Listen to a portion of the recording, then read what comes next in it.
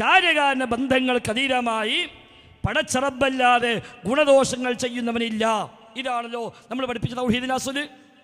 കാര്യകാരണ ബന്ധങ്ങൾക്ക് അതീതമായി അഭൗതികമായി അദൃശ്യമായി മറഞ്ഞ വഴിയിൽ അസാധാരണ മാർഗത്തിൽ ഗുണം ചെയ്യാൻ അല്ലാഹ്ക്ക് മാത്രമേ കഴിയൂ.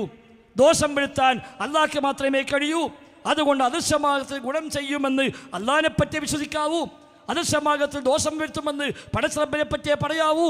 അദൃശ്യമാർഗത്തിൽ ഭയം റബ്ബിനോടേ പാടുള്ളൂ. അദൃശ്യമാർഗത്തിൽ സ്നേഹം അല്ലാഹ്നോടേ പാടുള്ളൂ. അദൃശ്യമാർഗത്തിലെ പ്രതീക്ഷ പടച്ചറബിൻ്റെ നിലയ്ക്ക് മാത്രമേ പാടുള്ളൂ.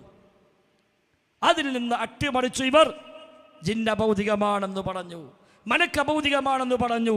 ഖുറാഫികൾ പറഞ്ഞ അതേ ആശയം, സമസ്തക്കാർ പറഞ്ഞ അതേ ആശയം അല്ലാഹു അല്ലാത്തവരെ വിളിച്ചു പ്രാർത്ഥിക്കാനായി തെളിവുണ്ടാക്കാൻ വേണ്ടി സമസ്തക്കാർ പറഞ്ഞു അല്ലാഹ്ക്ക് മാത്രം നല്ല അഭൗതിക കഴിവ് അല്ലാത്തവനുണ്ട് എന്ന. അവിടേക്ക് അവരെത്തിയത്. അവിടെയാണ് ഈ പ്രശ്നങ്ങൾ മൊത്തം ഉണ്ടായത്. അതിലേക്ക് വരുന്നുണ്ട്. അതിൻ്റെ ഒരു ഉപചർച്ചയാണ് സിഹ്ർ ചെയ്തവനെ ശൈത്താൻ സഹായിക്കോ ഇല്ലേ.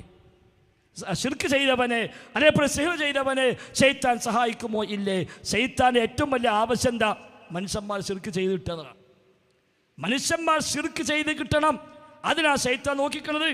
അതുകൊണ്ട് അല്ലാഹു അല്ലാത്തവരിലേക്ക് ഒരു മനുഷ്യൻ്റെ ഒരു പ്രതീക്ഷ, ഒരു ഭയം, അവൻ്റെ മനസ്സിൻ്റെ ചെറിയൊരു തേട്ടം, മനസ്സിലെ ചെറിയൊരു ബന്ധമെങ്കിലും ഒരു മഖ്ലൂഖുമായി ഉണ്ടാവാൻ കാത്തിരിക്കുകയാണ് പിശാച്. അവൻ്റെ ആവശ്യം ഇവിടെ ശിർക്കുണ്ടാകലാണ്. ആ ശിർക്ക് വഴി ആളുകൾ നരകത്ത് പോകലാണ്. അതുകൊണ്ട് ജാടത്ത് പോണവനെ ശൈത്താൻ ചില സഹായം ചെയ്തു കൊടുക്കും. റബ്ബല്ലാത്ത ആരാധിക്കുന്നവനെ ശൈത്താൻ ചില സഹായങ്ങൾ ചെയ്തു കൊടുക്കും. സിഹ്ർ ചെയ്യുന്നവനെ ശൈത്താൻ ചില സഹായം ചെയ്തു കൊടുക്കും. ഇത് ഖുർആൻ പഠിപ്പിച്ച കാര്യമാണ്, ഹദീസ് പഠിപ്പിച്ച കാര്യമാണ്, മുൻഗാമികൾ പറഞ്ഞ കാര്യമാണ്, മുജാഹിദ് പ്രസ്ഥാനം പഠിപ്പിച്ച കാര്യമാണ്, ശബാബ് പോലും പഠിപ്പിച്ച കാര്യമാണ്.